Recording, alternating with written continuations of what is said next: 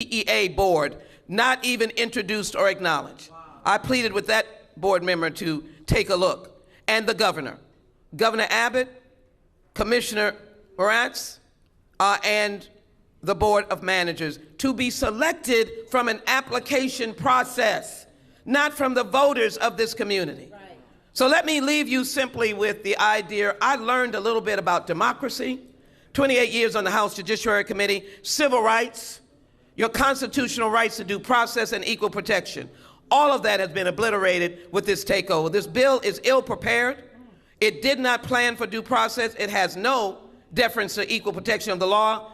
I think it fails in the federal court, and I think it fails by an investigation of the Department of Education. My last point, to reiterate, Texas is 40 on the list of funding for students. Right. They get an F grade based upon a national survey, that they underfund per capita students.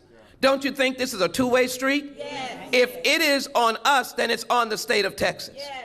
I clearly believe there should be an Inspector General's assessment of the funding and where the dollars are that are supposed to go to our primary and secondary schools.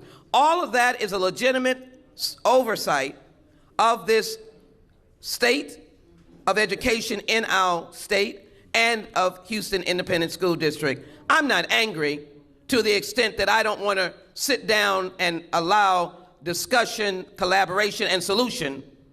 I am angry because you have shut the door in our face. Yes. And you have not allowed a parent who is wanting to interact. You've given them no hope. You've given our students an assessment that they're not the best, and they are the best. If you talk about my students, you've got me in the mix of it. I'm not going to allow that to happen. And so students, you might not be hearing this, you might be hearing this. You are the best of the best. Your future is before you. You can go anywhere and do anything, and we're not going to give up on you. By the way, those who are at Texas Southern University, Houston Baptist, University of Houston, St. Thomas, Houston Community College, San Jac, and all, they've come out of Houston Independent School District, and they are making their way. They're making their way. They can read, they can write, and they're on their way to leadership. I ask the state to take a look at themselves and stand away from the door, open the door of opportunity, and stop this takeover and let us live, learn, and get our children to survive and be successful. That's the fight that we're in right now. That is the fight that we're in right now. Thank you, Congresswoman. We have one additional speaker, our national president of American Federation of Teachers, Randy Weingarten. She's also in this fight with us. She has been from the beginning, and she could not be here, but she is on Zoom. Very important. Bring it over here. Bring it over here. Can you hear me or no? No. No. You can hear me, right? Yeah. Yes, and see you. And I see all of you. So I just got off a plane, and the first call I made was to Jackie Stephanie, because I wanted to see what was, how, what happened during the day and what the state actually did. And I just want to briefly say this. This fight over Houston schools, the schools our kids deserve,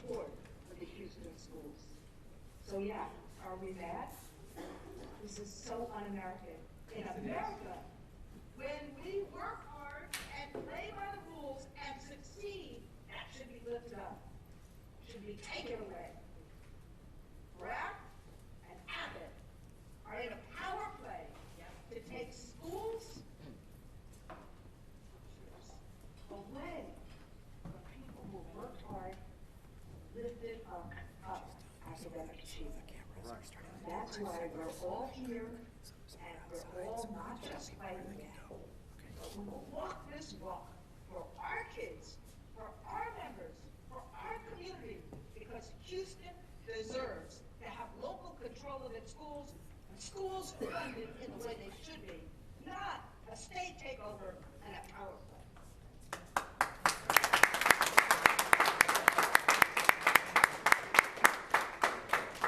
Thank you, President Weingarten. We know that some of the media are starting to do live shots. If you need to, you could do it outside. We have a conference room back here. Someone can go in there. But otherwise, we can break things up. So if you need to do interviews with any of the speakers here, we'll be available to. You want to say anything else? Thank you very much. Thanks so much.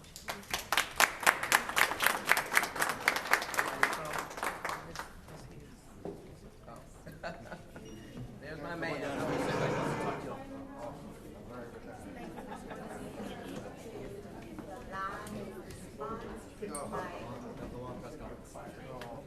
Very